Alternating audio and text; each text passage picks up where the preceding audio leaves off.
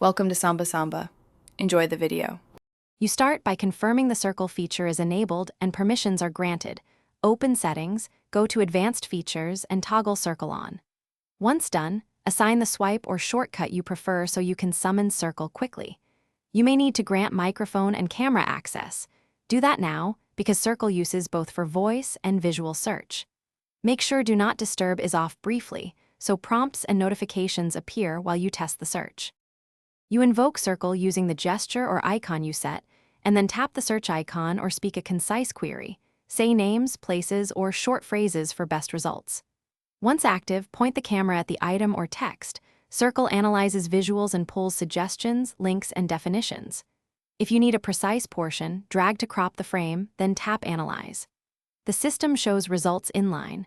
Scroll to explore web links, actions, or copy text.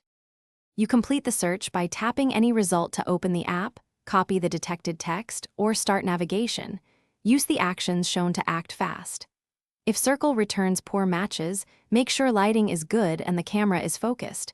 Move closer or crop the area of interest.